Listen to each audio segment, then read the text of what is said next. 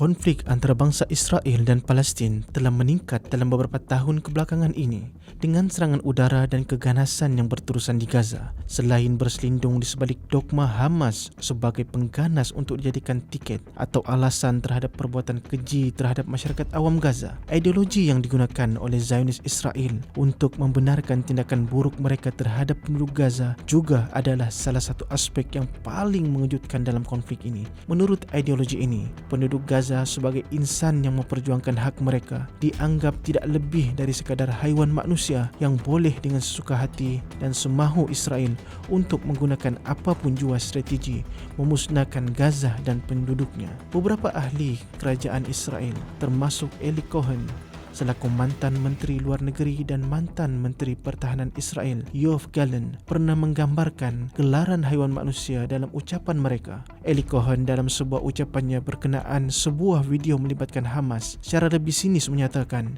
jika anda menonton filem ini, anda tidak akan memanggil haiwan Hamas. Ia adalah satu pujian untuk memanggil mereka haiwan. Mereka adalah raksasa. Secara jahat mereka melakukan pembunuhan karakter terhadap pejuang-pejuang Gaza. Waimah ideologi ini bukanlah suatu naratif baru bagi Israel. Mantan Perdana Menteri Israel, Menachem Begin, bahkan pernah mengutuk rakyat Palestin dalam ucapannya kepada Knesset sebagai haiwan yang berjalan dengan dua kaki. Begitulah serangan Israel ke atas Gaza dibenarkan melalui pendekatan dehumanization, iaitu dengan menidakkan hak kemanusiaan dan menghalalkan kesengsaraan rakyat Palestin demi kepentingan mereka. Untuk membalas dendam terhadap Hamas, semenjak bermulanya operasi Taufan Al-Aqsa pada 7 Oktober 2023 lalu, Israel telah melampiaskan amarahnya dengan menganggap perbuatan Hamas perlu dihukum secara kolektif atau pukul rata. Natijanya, kepercayaan bahawa semua warga Gaza adalah manusia haiwan yang perlu dihapuskan semakin tidak terkawal ganasnya. Israel telah melancarkan serangan udara berterusan ke atas Gaza, menyebabkan banyak kemusnahan dan kematian. Selain itu, Israel menggunakan air sebagai senjata perang dengan menghancurkan infrastruktur air di Gaza dan menghadkan akses mereka kepada air bersih.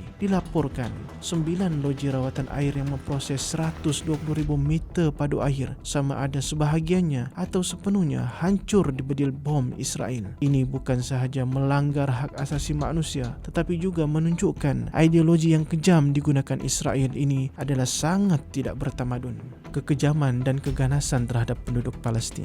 Selain itu, tahanan Palestin yang ditahan di penjara Israel telah mengalami kekejaman yang sangat dahsyat. Mereka dilayan dengan kejam, kelaparan dan penyiksaan yang luar biasa. Sejak gencatan senjata pertama berkuat kuasa pada 19 Januari 2025 lalu, bahana perang memusnahkan sebahagian besar bangunan, mengusir hampir seluruh penduduk dan mencetuskan kelaparan yang meluas. Situasi ini menjadi suatu siren, seruan buat para petugas kemanusiaan untuk hadir. Bantuan dari semasa ke semasa telah meningkat masuk ke Gaza. Namun, tidak berapa lama tempoh gencatan senjata tersebut, rejim Zionis tanpa segan silu menghentikan dan menyekat jalan penghantaran bantuan kemanusiaan ke wilayah yang terlibat dalam perang. Di tengah-tengah usaha gencatan senjata ingin dilanjutkan semakin samar kemusnahan hidupan dan alam sekitar. Selain penduduk Gaza, flora dan fauna kawasan juga menjadi sasaran serangan Israel. Di Gaza, banyak pokok telah punah,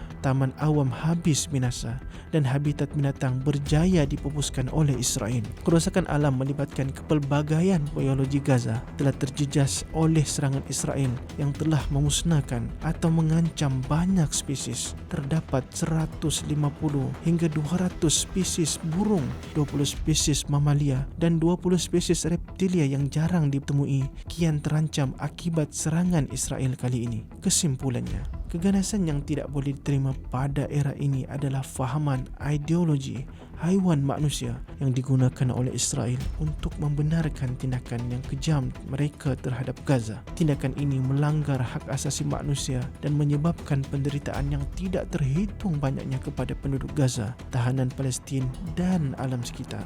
Untuk menghentikan keganasan ini dan memastikan penduduk Gaza mendapat keadilan, masyarakat antarabangsa perlu mengambil tindakan lebih serius terhadap Israel yang tidak salah jika digelarkan sebagai penjenayah dunia yang berlagak binatang bertopengkan manusia ini.